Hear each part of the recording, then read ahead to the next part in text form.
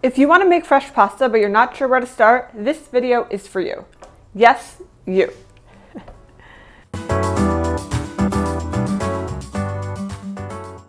This recipe is for a basic pasta dough, and the ingredients could not be simpler. They're all right here. Before we start making pasta, let's talk a little bit about the type of pasta that we're making today. There are two families of pasta, egg-based pasta and water and semolina-based pasta. The egg-based pasta are more common in the northern part of Italy. They yield a more tender pasta that is usually paired with a lighter sauce. In the southern part of Italy, it's semolina flour and water, and it's a more dense pasta, and that can be paired with a heavier sauce.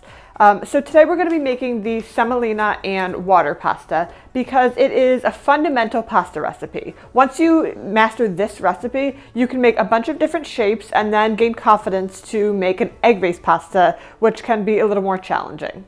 The flours that I use are the Molino Grassi and Caputo flour. I'm sure there are many other great types of flours. These both are made in Italy, and I use them for either semolina or the 00, but these are two flours that I highly recommend, and I will link them in the caption below.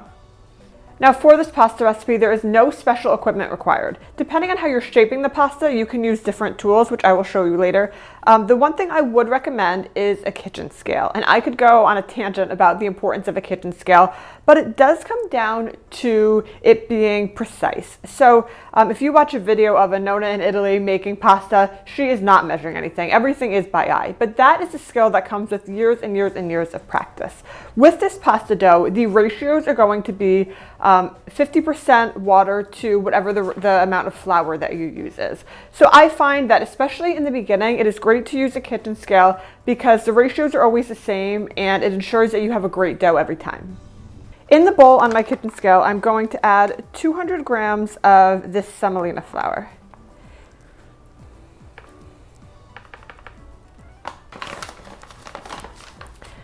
I'll add a pinch of sea salt,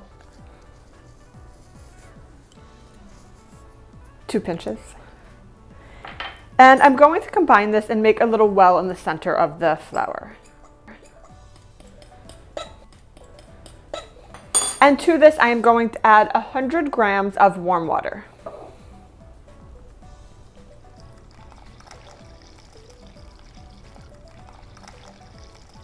I'll keep this to the side in case I do need to add any extra water later. I'm going to move my scale out of the way. Using a fork, I'm going to start combining this.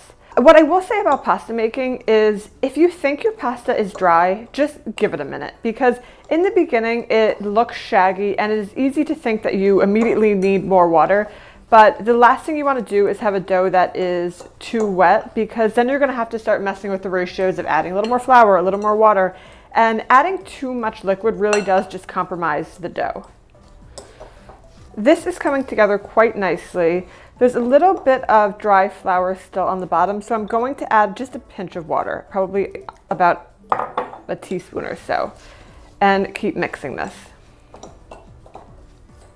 Now I'm going to turn this out onto my countertop and knead it.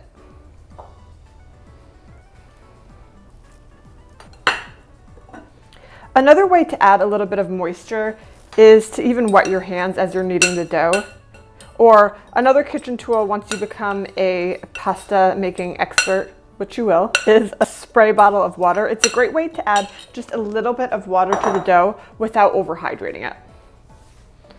So now what I'm going to do is use my hands to push the dough together and make sure all of the pieces are hydrated. There are some that are still dry, but again, we can add a little bit more water as we need to. I'm going to kind of separate the really dry pieces and then add a little bit more water to just those. Okay, so again, probably about a teaspoon. Now I'm going to incorporate that back into the larger pile and combining it all. Now when you're kneading, the method I use is use the palm of your hand, push out, push in, and then turn it. Push out, in, turn. And you're going to see these dry bits on the counter. Just put them on the bottom, add them back to the dough, and incorporate them as you need. We're going to knead the pasta for about 10 minutes, and during that time you're going to see the dough completely transform. It is going to go from this like kind of shaggy, dry ball of dough to something that is smooth, elastic, and beautiful.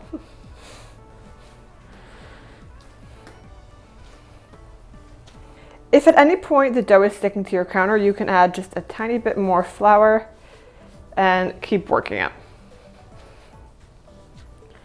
As you knead it, the dough will continue to hydrate. So the dough is looking good, but I can tell we still need to knead it for a few more minutes.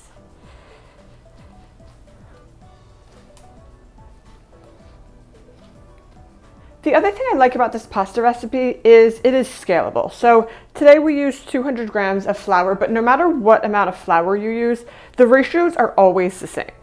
50% of water to the amount of semolina that you were using. This has gotten so much smoother, it really looks great. Once you've mastered this basic pasta dough recipe, the nice thing is that you can make it in so many different shapes. Today I'm making cavatelli using a gnocchi board, but you can make it into a capunti or a kette, and I'll list a bunch of other different pasta options here that you can use using the same dough. This dough is looking beautiful. Like I said, you will notice it completely transform into a nice smooth ball of dough, so now it is ready for a rest. And you might be ready for a rest too after 10 minutes of kneading. What I'm going to do is just push the edges under. This pasta is going to rest for about a half an hour. There are two reasons why this is going to rest. One is because we need the dough to hydrate, and over that half an hour it will do so. The other is after all of that kneading, the gluten now needs to relax. If I were to try to roll this out right now, it would just shrink back up and it would make for a tough pasta. So we're going to let this rest for a half an hour. You can either wrap it in plastic wrap, or what I like to do is just use the bowl that we use to mix and cover the pasta. Let that rest for half an hour. You go rest for a half an hour, or you can start your sauce that you're making for the pasta. All right, it has been about a half an hour, and you'll see I've got some new things on the counter, and we'll go over that in a second. First, I'm going to remove this bowl from the dough. It feels so soft, and it has definitely got a bit more moisture to it, so this is ready to roll out. Now I'm going to set this aside, and we'll get started. Here I have a tray of pasta that I made yesterday and froze. I'm going to add this cavatelli to the tray and freeze it all together. One thing I will say is this pasta freezes incredibly well. What you do is you dust a little bit of semolina on a baking sheet, you lay out the pasta and then freeze it. Make sure that you freeze it spread out like this before you put it into a plastic bag or a storage bag.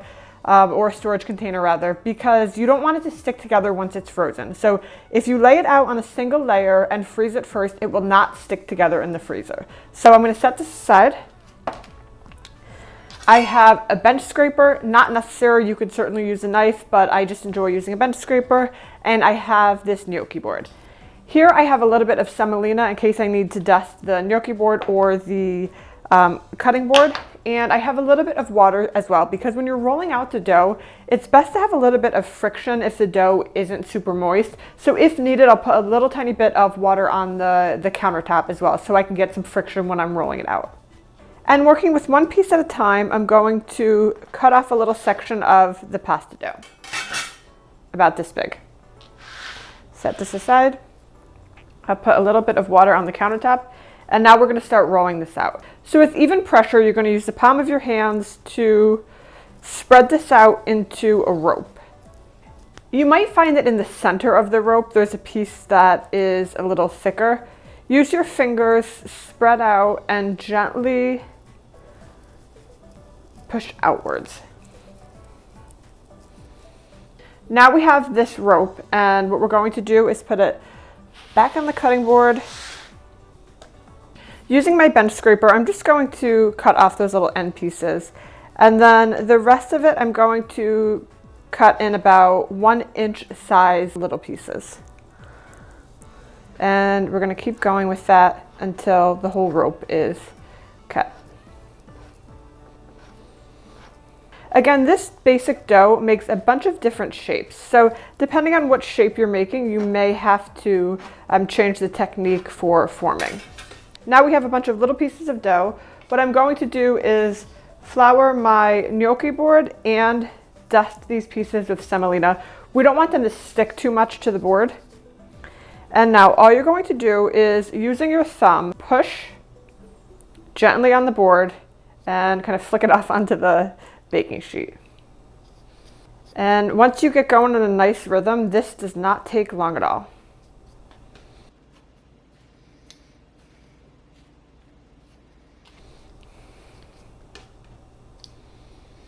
What you'll find is that in different parts of Italy, even if the pasta looks exactly the same, based on the dialect or region, the names could be different. So this could be a Sardinian malaredis, it could be a cavatelli, or actually in Matera, a cavatelli is a totally different shape of pasta. It is using 3 fingers, you dig out caves in the pasta.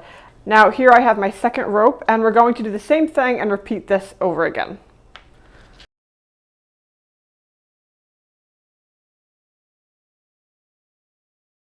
One of the many reasons that people like this durum wheat semolina pasta is because durum wheat is a hard wheat flour which can be easier to digest for some people. Also, it's great for vegans or vegetarians or people who just don't eat eggs.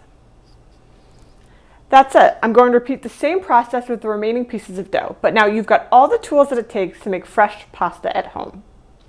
This basic pasta dough recipe can be used for countless shapes, and I can't wait to see what you come up with. If you like this video, as always, make sure you hit that subscribe button and stay tuned for the next recipe. Thanks for tuning in.